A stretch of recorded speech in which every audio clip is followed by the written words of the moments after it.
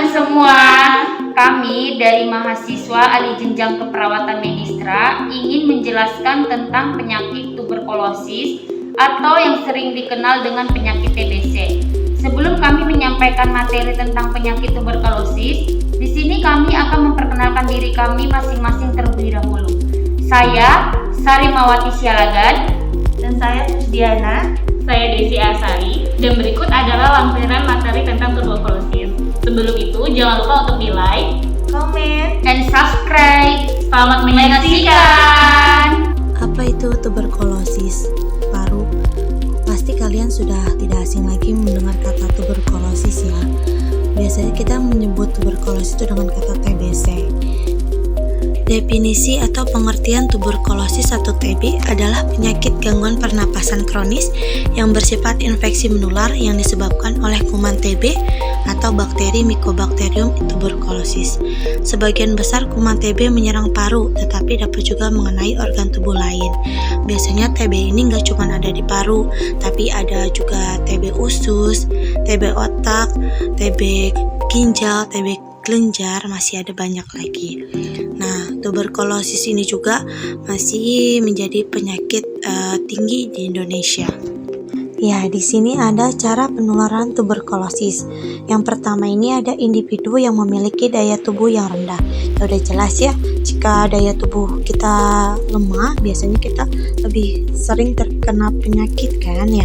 Jika daya tubuh kita kuat, tidak akan terkena langsung sakit TB. Nah, yang kedua ini tinggal berdekatan dengan penderita terinfeksi TB aktif. Sudah jelas ya, jika ada keluarga atau orang di sekitar kita terkena TB lalu buang dahak sembarangan, kita akan resiko juga terkena TB. Nah, yang ketiga ini klien yang memiliki masalah gizi buruk atau biasanya status gizinya kurang baik, itu biasanya lebih sering juga terkena tuberkulosis. Nah, yang keempat ini klien yang lanjut usia, balita dan ibu hamil. Nah, biasanya lanjut usia, balita dan ibu hamil ini lebih rentan ya untuk terkena TB ini. Nah, yang kelima ini ada penderita atau pengidap penyakit infeksi HIV atau AIDS. Biasanya karena imunnya lemah, jadi lebih resiko buat tertular tuberkulosis ini. Berikut adalah tanda dan gejala penderita tuberkulosis atau yang disebut dengan TBC. Yang pertama, ada batuk berdahak terus-menerus selama 2 minggu lebih. Kedua, ada demam. Ketiga, batuk dengan dahak yang bercampur dengan darah. Keempat, adanya nyeri dada.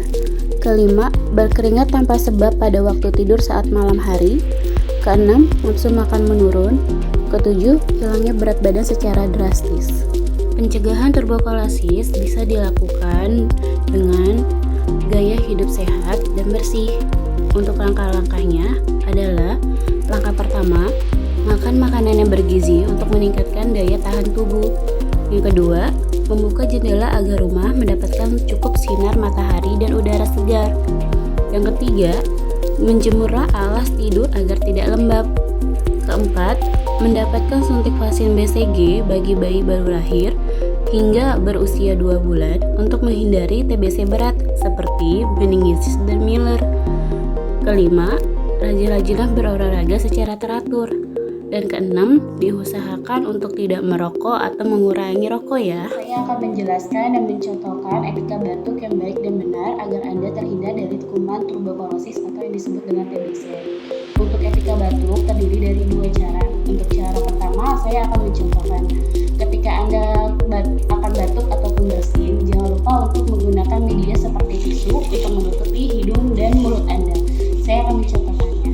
Haci! Haci!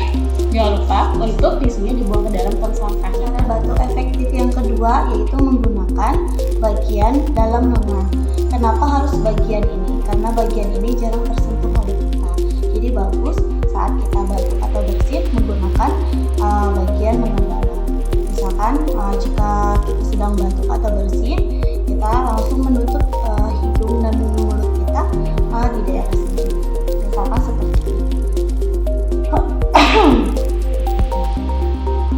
Cara selanjutnya menggunakan masker. Jika kita lagi batuk bersin, sebaiknya kita menggunakan masker.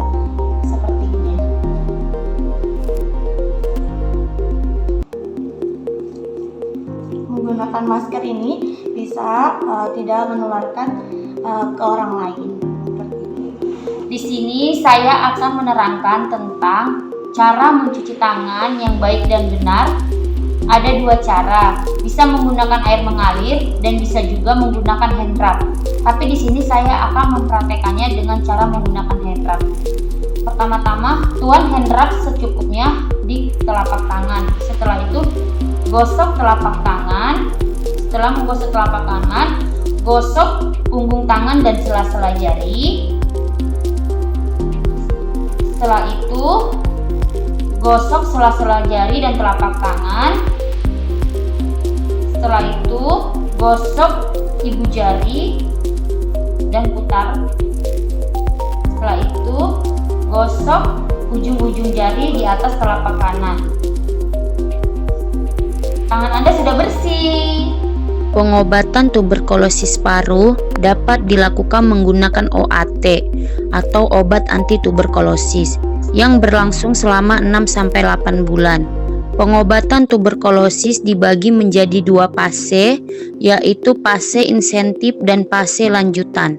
Fase insentif yaitu pengobatan yang dilakukan secara rutin atau obat yang diminum setiap hari selama 2-3 bulan. Sedangkan fase lanjutan yaitu pengobatan secara rutin yang aman, obat yang diminum 3 kali seminggu selama 4-7 bulan. Manfaat dan efek samping pengobatan OAT. Manfaat OAT yang pertama, menyembuhkan pasien dalam memperbaiki produktivitas serta kualitas hidup. 2. Mencegah terjadinya kematian akibat tuberkulosis paru. 3.